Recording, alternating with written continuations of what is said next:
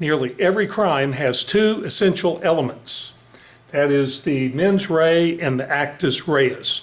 And we're going to be talking here about the actus reus, the physical part of the crime. Mens rea is the mental part of the crime, culpability, mental culpability, blameworthiness, but what we're going to talk about here is the actus reus, the physical part.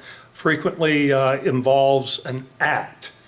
So, common law principle is you must have a guilty mind and you must have a guilty act. Here, the actus reus, the guilty act, one of the principles is that act must be voluntary.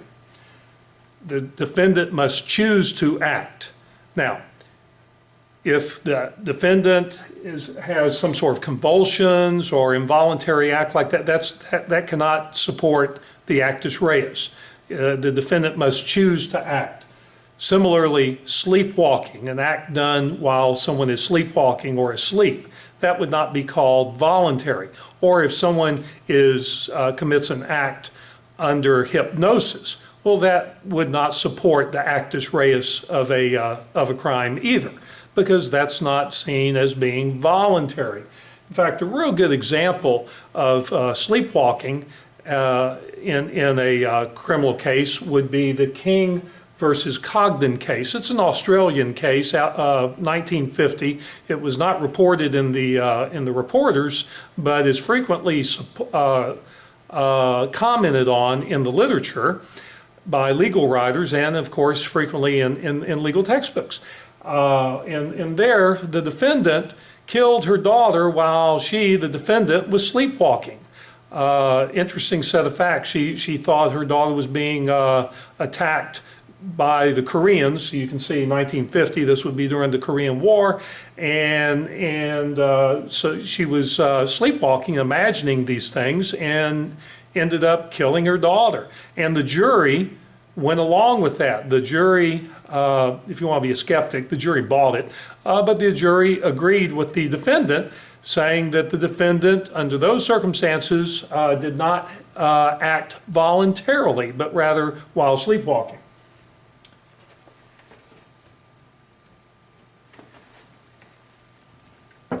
Let's see how this works using the modern approach under the Model Penal Code. Not all states have adopted the Model Penal Code, but many states have provisions very similar to it. And we're going to use as an example the Texas Penal Code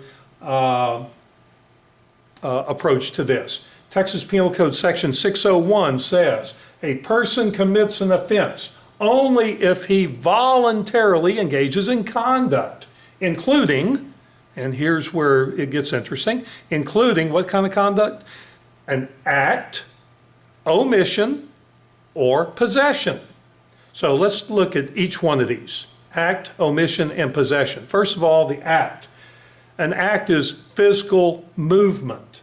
And keep in mind, this act must be a voluntary act.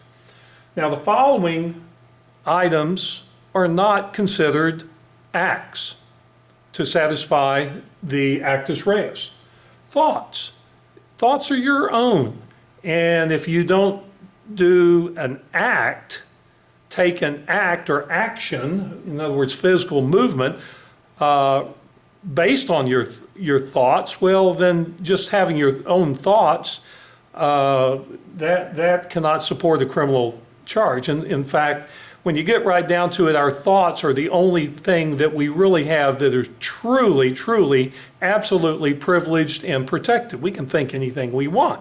It's only when we take physical movement on those thoughts where we sometimes get into trouble. Statements will not support the actus reus unless, of course, those statements do not have protection under the First Amendment of the U.S. Constitution, like shouting "fire" in the theater. We've all heard of that classic example.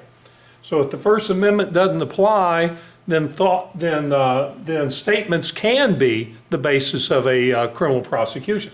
Status. Someone's status cannot be the basis of a criminal prosecution. A real good example, outstanding example of that is the Robinson versus California case. It's a 1962 case where where Robinson was convicted for being a drug addict, not for taking the drugs, not for possessing the drugs, but for just being addicted to the drugs. And the U.S. Supreme Court said that that's a status crime. And so you cannot be prosecuted because of your status, only because of or as a result of one's acts.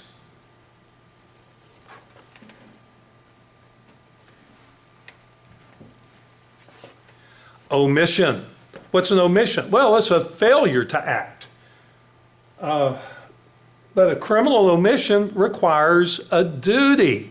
So where does this duty come from? First of all, we have to understand the general proposition that people owe no duty to rescue others.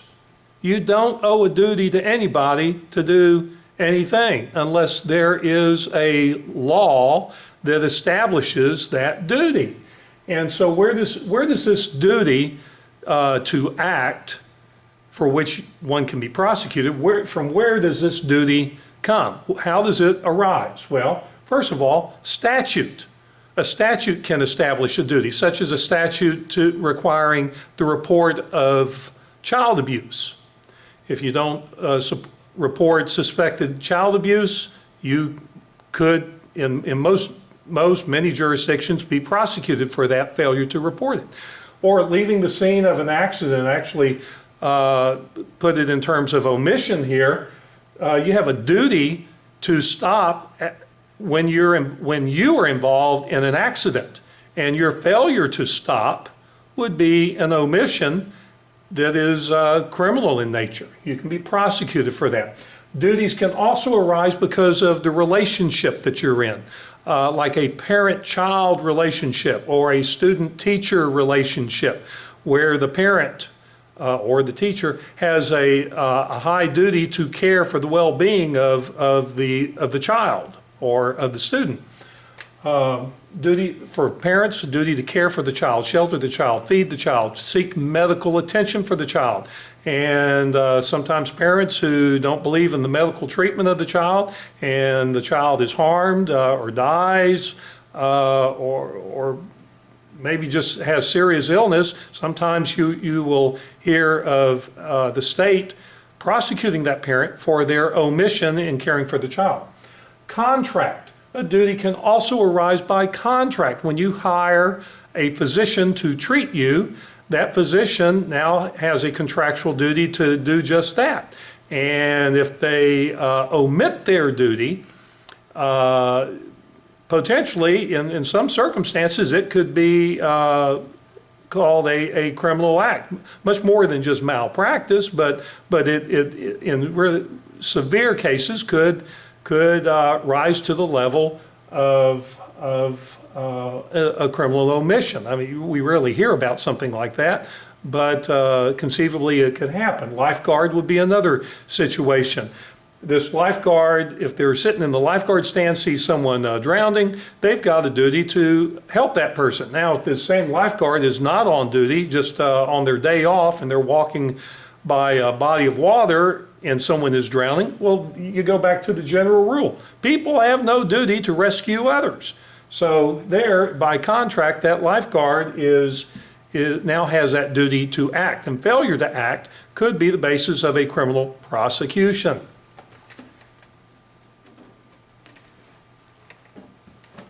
A possession of a contraband substance or item could be the basis of a prosecution. But the modern approach to this is that the possession requires knowledge, that the defendant must knowingly obtain or knowingly received the thing that's at issue here, or be aware, once again, knowledge, aware of the defendant's control over the thing for a sufficient period of time to get rid of it. So You just can't have some contraband, toss it to another person, that person catch it, and then say, ah, you're breaking the law. Well, it's a silly example, but the point is that the person who is possessing it their possession is not criminal until they've possessed it longer than a period of time for them to dispossess themselves of it.